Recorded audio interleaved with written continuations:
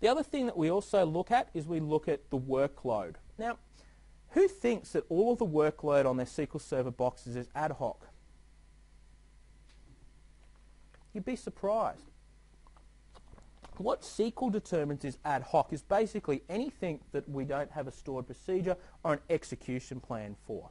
So typically we see that yes, most things use stored procedures, of course, but of course they don't. You guys are full of it. Most applications have got inline SQL. And if we think about a lot of the tools that are being used today to develop applications like Entity Framework, we're using object relational mappers in order to go and do all of our code generation. We're then just doing dynamic execution directly out of the application. What happens is inside of SQL Server, the procedure case then starts to bloat. So basically what happens inside a procedure case is every time I execute something, it then allocates memory inside of procedure case. And if it's only executed once, it's still stored in procedure case. What we can do here is we can actually change the way that SQL Server behaves by optimizing it for ad hoc workloads. So what that means is if something's only ever executed once, it won't be stored inside a procedure cache. It won't be persistent.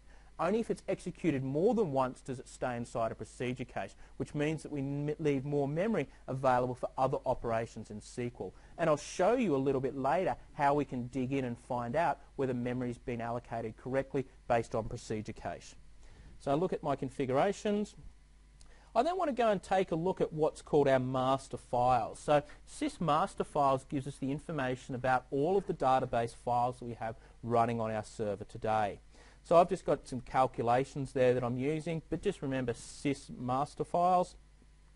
So it allows me to see, have I simply got a single data file, have I got other data files, where are they located, and the types and descriptions. So I can then easily see what the size is for each of those. And any issues, because some might be offline, or we might also have issues where maybe some of them are read-only. But this is where we get to the good stuff. This is weight stats.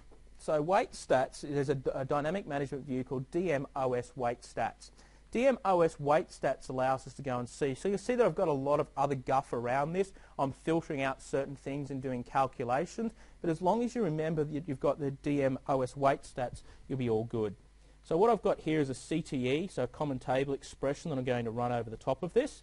And it's going to go and look at what's causing all of the performance problems that I'm having on SQL Server at the moment. So you'll see listed here that I've got I/O completion, I've got page I/O latch, and really those wait times aren't a long period of time that we've got there at the moment. They're actually in seconds, so effectively my machine's doing nothing at the moment there. If we've got things like CX packets that are up the top there, it probably means the max degrees of parallelism isn't set correctly. If we've got high levels of log writer there, it means that we've got I/O bottlenecks there on our transaction logs. So that if you go and have a look on your search engine of choice and type in weight stats, there's a couple of really good white papers that have been put out by the PSS support team that allow you to dig in very, very deeply into that as well. You'll also come across on probably the third or fourth link a great session out of TechEd from the PSS team as well, diving very, very deeply. But make sure you pop your propeller hat on before you fire it up. It's about a level 500 session, so it's very, very deep that they go into that. Because remembering, that's really the core of what SQL Server performance is everything that's causing an issue gets written into that dynamic management view. So now we want to dive in a little bit deeper. Look, I haven't identified in my scenario because I'm just sitting on my laptop and it's not doing anything. But normally what I want to expect to see is I'm going to probably see a little bit of CPU pressure. Now what I can look at is I can take that OS weight stats and I can then go and look at my signal time there. Now, if I'm getting values in about the 10 to 15% and above, it probably means that I've got CPU pressure on my box. So you'll see that on my little laptop here, we have got a little bit of CPU pressure, which is to be expected. I need to go and talk to my boss about getting an upgrade. Now, what I would normally expect on a good performing box is that's less than 10%. If you're starting to see that creep up, it means that I'm having to wait for CPU. So remember our scenario we described before at the 8 items or less lane? We want to get straight through to the checkout. We don't want to wait. So what that's saying at the moment is 20% of the time I'm having to go and wait for the CPU. So that's potentially a bottleneck that I want to look at. Does that vary on the Yeah, look, it depends on how you've allocated the resource pool inside of your VM layer. So obviously there's a layer of abstraction there, but really still this is what's being presented up to the operating system at this particular point in time. So in a VM, obviously that can move around what's allocated depending on also the level of the resource pool, but that's a real time what we've got allocated right at this point in time. Yeah. Okay. Now, page life expectancy. So for those working with older versions of SQL Server, the only way to go and look at page life expectancy is to go and bring up our good friend perfmon and then go and monitor it over the time. Look, what we want to see with page life expectancy, there used to be a rule of thumb that 300 was good. Anything above 300 is good. But look, on modern systems, we're often seeing 3,000 and things like that, very, very high page life expectancy, just because the amount of physical resources that are available. What we want to see with page life expectancy is it just continually slowly increasing, going up.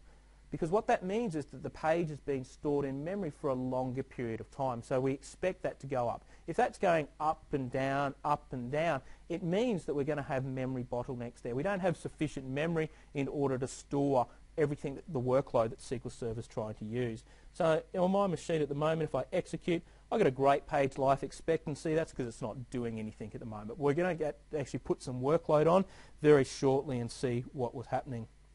So our buffer cache hit ratio, we've got that. So what should buffer cache hit ratio be, guys? Close to. Most counters we want to be low. We want buffer cache hit ratio to be high. We want it to be 100%. So what that means is that all of our requests are being able to be satisfied directly out of buffer cache. I'm not having to go back out to disk. So you'll see in my case here, it's sitting at 100%. Normally you'll see that around about 99.96, values like that. So very close to 100%. If you're seeing it below 90%, you've certainly got some memory pressure on your SQL instance. All right. Now the last thing we're going to have a look at is, remember we said before we would look at how do I determine whether we've got ad hoc queries that are being executed on our machine. We've got a dynamic management view, DMOS memory clerks. Now DMOS memory clerks, what that does is it shows us all of the different CPU operations and memory operations. I'm looking for this particular baby here, the cache store SQL CP. That means that that's been the number of ad hoc query plans and how much memory has been allocated to that. So in other words, procedure cache. So if that's very, very high, that means that we've got a very, very high ad hoc workload. And if we've got a high ad hoc workload, we can identify what that is by looking at all of our plans. So I can go and see there all of the current queries that I've got that are sitting inside a procedure cache on my machine at the moment. And you can see how much memory has been taken up directly by those. So what the procedure cache you'll see when you've got procedure cache bloat is that you'll have the same queries, very much like number 1 and 2 up here at the moment, but what will be the difference is I'll have different parameters on the end of them. So it's stored each of those executions. So do we really need to store each of those executions? We'll see that we've just got a few differences between those two stored procedures that have been executed there. So what we've done there is that's my Chuck Norris script. So that's the first thing, is we've identified where some of the issues are. We've got some suspicion at the moment that we've got some CPU issues on this machine. We also got some suspicion that maybe there's some issues with procedure cache as well and the way that that's been allocated. So what I'm now going to do is I'm going to go and flick across, I'm not going to print, I'm going to flick across into another script. So one of the first things I do typically when I'm working with some performance tuning is I go and enable this advanced configuration, which is called blocked process threshold. So what that does is whenever we get a block that's longer than that period of time, so 2 seconds, we then go and record that so we can capture that. So we can then start to very easily identify when we've got locking and blocking scenarios. So by enabling that, there's an event that we can capture in SQL Server Profiler that then shows us when all of the locking and blocking has occurred on our machine and what queries were responsible for it. So very similar to the way that we have a deadlock graph, and in a deadlock graph you can see who was the victim and what the locks were. We can do exactly the same thing here. So let's go and set our block process threshold. Now the next thing that I'm going to do is I'm going to come across here onto my desktop, into breakfast, and I've got a poor performance here. So what I've got here is I've got a good old batch file, And inside of this batch file, what I'm going to do is I'm going to go and kick off a VB script that's going to create a whole heap of noise that's sitting inside of my SQL. So it's just going to continually hammer SQL. I'm then going to create a blocked transaction, create some very, very CPU intensive queries, and then finally I'm going to actually cause some queries that are going to cause some missing indexes to be identified by SQL. So that's all this batch file is going to do. It's going to use SQL CMD, which is the command line option for SQL Server. So let's go and start our poor performance. And yeah, cool. Let's kill all of those back off. Because what I didn't do, getting all excited about all of my poor performance, is I didn't actually run Profiler. So I was thinking back, I was running with 2000 again. I was thinking I was going to have to do it retrospectively. So look, I'm just restarting SQL Server here at the moment just to make sure that all of my statistics are actually empty here. I can also go and use a dbcc command to actually go and clear all of the buffers inside of my dynamic management views if I want to as well. But let's go and open up our good friend Profiler. And I'm going to go and create a trace.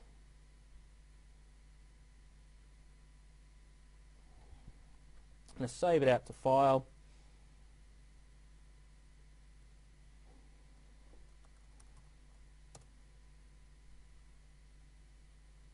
Give it a reasonable size to roll over because we're going to generate a fair bit of noise here.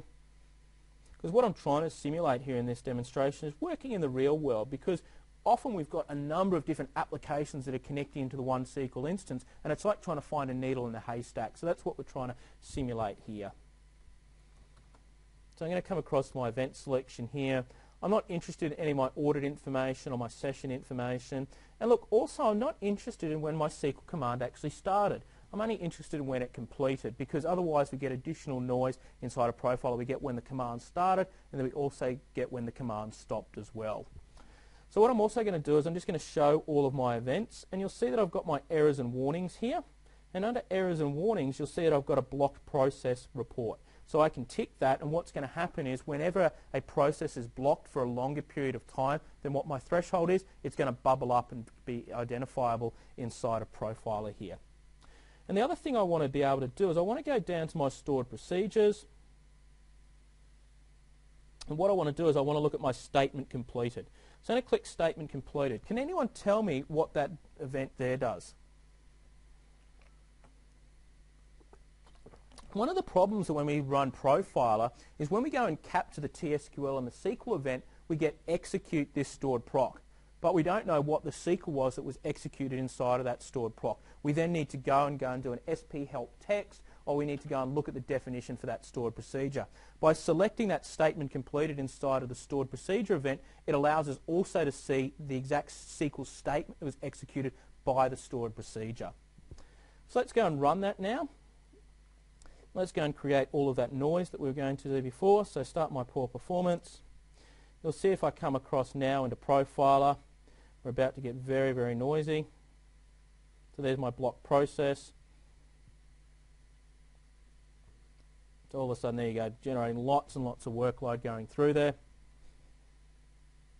And that looks good to me. So let's go and stop that. So now that we've got this trace, how would you guys go about analysing what we've captured there? What's the easiest way to go and analyse what we've got? We're DBAs. What's one of the tools that we've got in our arsenal? Sorry? Yeah, sticking in a table, yeah. Look, we're DBAs, we write SQL. Let's go and leverage that arrow that we've got in our quiver known as SQL statements. So what we can do is if we come across into my query here, you'll see that I can go and load data directly into a table. So I've got a table SQL perf. I'm going to use the function fn trace get table. I give it a trace file, and that's going to load that table with all of that trace. So it's basically going to do a bulk insert, take all of that data in there.